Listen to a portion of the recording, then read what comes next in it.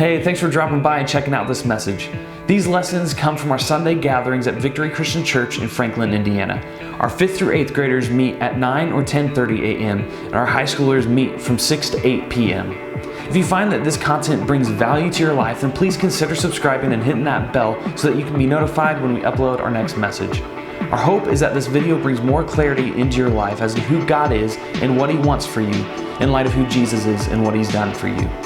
Enjoy and have a great day.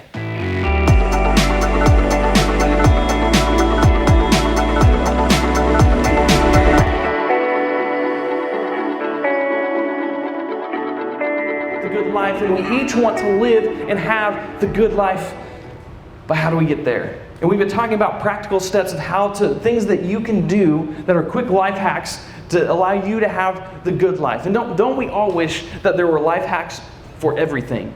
Like, it seems like there's life hacks for everything until you realize there's not a life hack for something, and you're like, I wish there was a life hack for this because I don't like it, and I wish I could just do it better. You know, like I love closet organizing, and like we got a new a clothes dresser from IKEA recently, and so we're going nuts and organizing all our clothes and making more closet space and boring stuff adults do, but it makes me happy and makes me feel like I'm living the good life.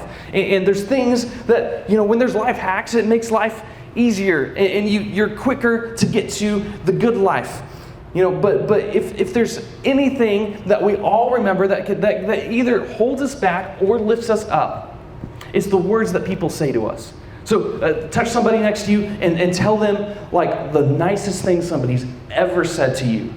Think of it. Maybe it's just something recently that you can think of, but tell somebody next to you and tell them the nicest thing someone said to you. You got 10 seconds. So think fast.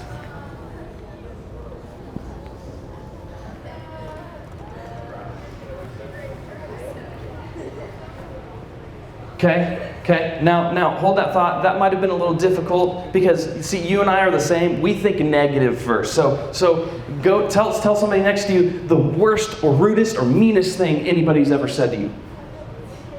Oh, everyone's talking quicker now. I hear it. Everyone's got one for that.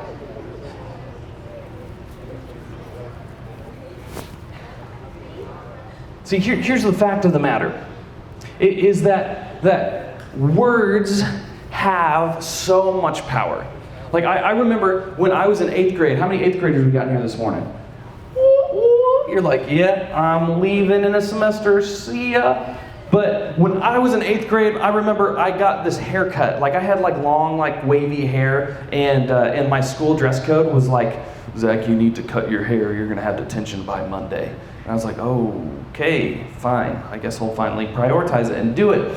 And so it gets to Sunday night, and I go, oh shoot, I forgot to get a haircut. So I go to the mirror like a good person, and it had to be above my eyebrows, so I do it right at my eyebrows. Well, I told you I had wavy hair, so it looked straight, but then it curled up and it curled in, and it looked really bad. And I was like, Mom, help me! You just can't touch my collar. We had to wear polos and stuff. It's just don't let it touch my collar.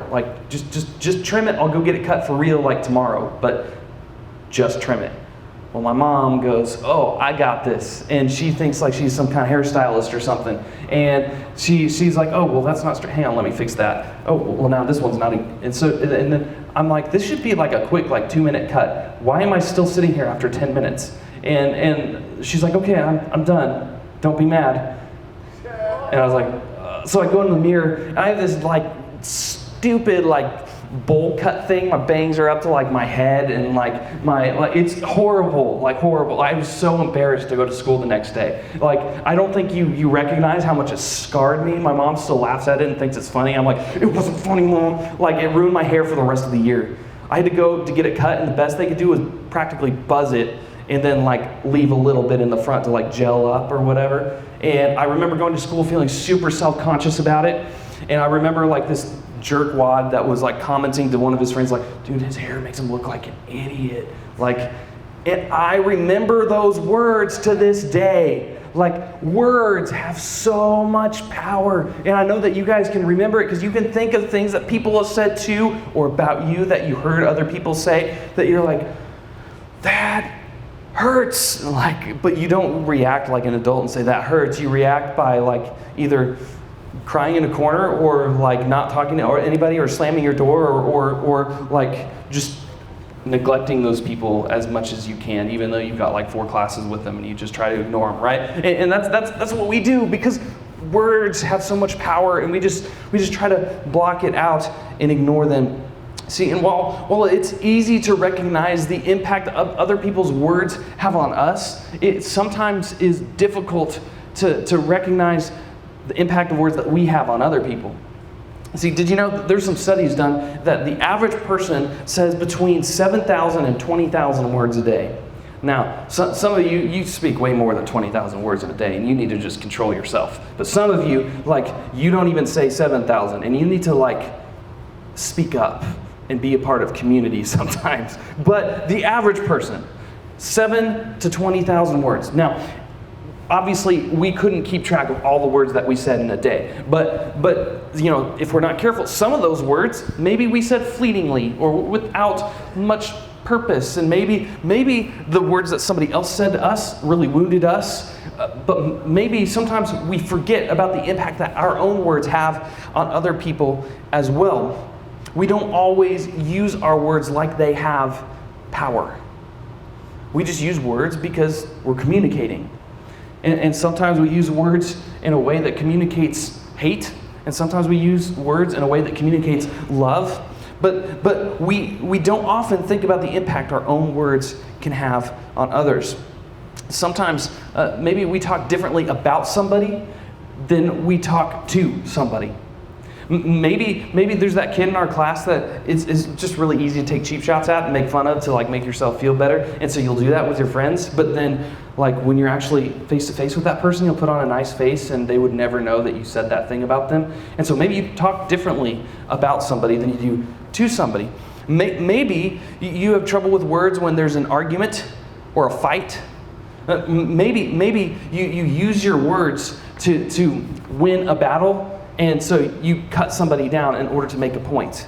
And maybe you just use your words just because you don't think about them. You're angry, you're upset, and so you do it in an argument. Maybe you've mastered the art of saying things that you don't mean, or not saying what you do mean. And so the meaning of your words has kind of lost its power. You know what that's like when there's somebody that says, yeah, I'll do this with you, or I'll go with you to that, and then they never like follow through. And then you're like, do they really care? Do they forget? Or, and so you kind of have a hard time trusting those people, right? Because words should have meaning, but sometimes we don't treat our words like they have any meaning, and we don't always consider the impact of our words on others. And in this series, we've been talking through the book of Proverbs and what the wise words of wisdom that Solomon has written for us to kind of look back to now, and they're practical truths for our lives. What are some wise things that we can take to heart, that if we take these life hacks and apply them to our lives, how will it yield a better life for us and for those around us, for our relationships?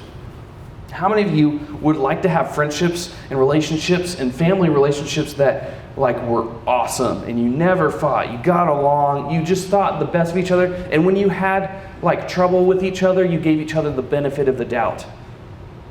How often does that happen? If we're in conflict with somebody, we immediately think the worst of them, right? But what if we just, in all of our relationships, when somebody wronged us, we just gave them the benefit of the doubt?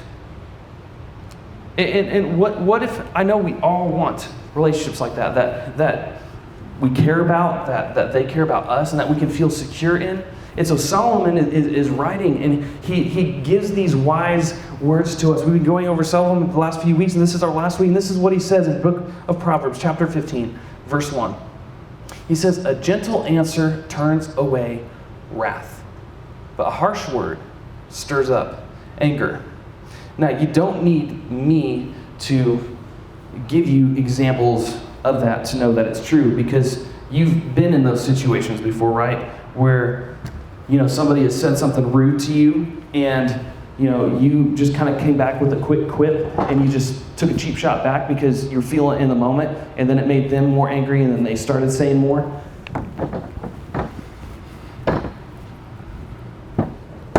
We've all been in those places, right? Right? You guys still with me? Okay. So like, we do things and we say things without meaning. And sometimes we treat our words like they have no power. And when we're in the middle of a fight, we say something harshly and with anger. Maybe because we're frustrated. Maybe because we want to make our point. But somebody says something to us and it just hurts our feelings. And so we say something back. Well, you don't like my hair makes you look like, well, your clothes make you look like an idiot. Idiot. And we just like start, and it doesn't feel that dumb in the moment, but then the people who are watching you are like, they're both a bunch of idiots, right? Because when you're in that situation and you can't see out of it, sometimes bad stuff happens. And you can see it when you're not in it. But when you're in it, sometimes you can be blinded by your anger. And words are like tools, right? Words are like tools. They can do a lot of good, or they can do a lot of damage. And when you respond, some of you are backing up because you know what's about to happen. What if I just set this down and I wasn't going to do anything else with it? It was just an example. But no, I'm going to make my point. Like sometimes when we use our words with anger and frustration, we just they're not tactical. They're just blunt, and then we just say things, and then it has this impact, and we have to feel the wrath of that. And sometimes our words just do one of those things, right?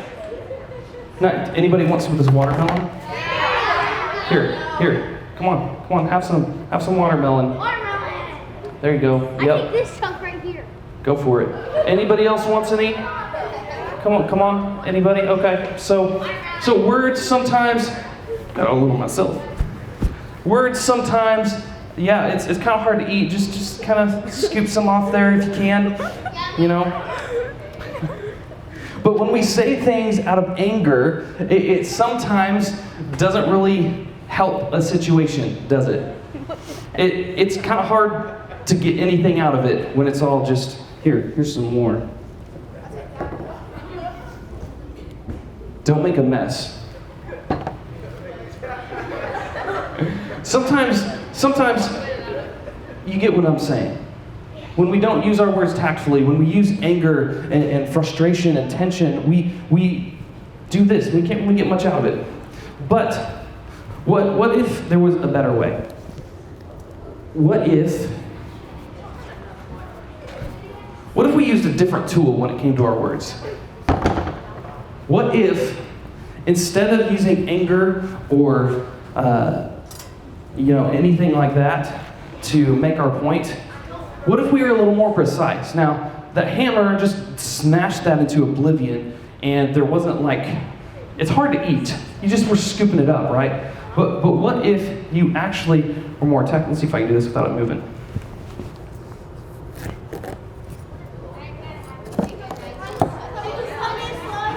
What if gentle words were a little bit more powerful than harsh words? And if you're gentle and you use care and precision, you can actually get something out of it. Now, how much easier is it to eat something that is perfectly cut like that? See, check this out. Look how much easier that is. See, that's much easier to eat than when you're trying to just scoop stuff out. You can get a lot more out of it if you just are more precise. Anybody want some watermelon? Here's a piece. Come on up. Here, I'll cut this in half so you don't have to take the piece I bit. Yes, I take this. There you go. Careful, I'm waving a knife. Don't get too close. Yeah, don't get too close. There you go. This is my food. Yeah, I'm still waving the knife. Wait for me to move it out of the knife's way before you just start grabbing. There you go. There you go.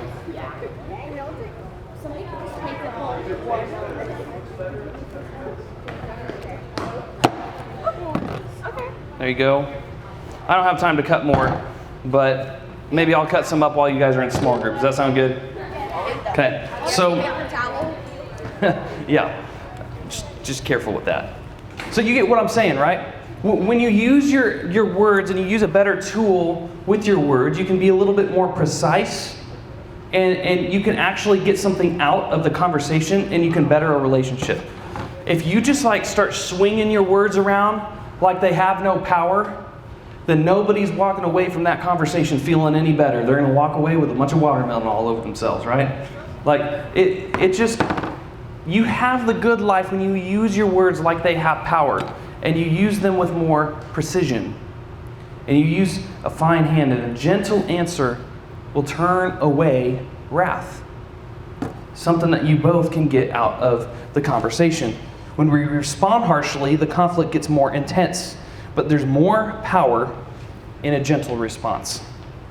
So, the life hack for this week is that if you want the good life, then use gentle words. It's that easy. If you want the good life, use gentle words. And here's a couple practical things that you can do when it comes to this. One is you can hit pause on a conversation. If you're in the middle of a conversation, you can feel yourself get to that point, maybe it's with a brother or sister, and you can feel yourself just like starting to get heated, hit pause. Do not respond in that moment. Walk away. Say the words, I need a minute, right? So you know when your mom says that to you, you know like you're in trouble because you just hit some wrong buttons and she's like, I need a minute. And so hit pause. If you're in the heat of a moment, and just hit pause.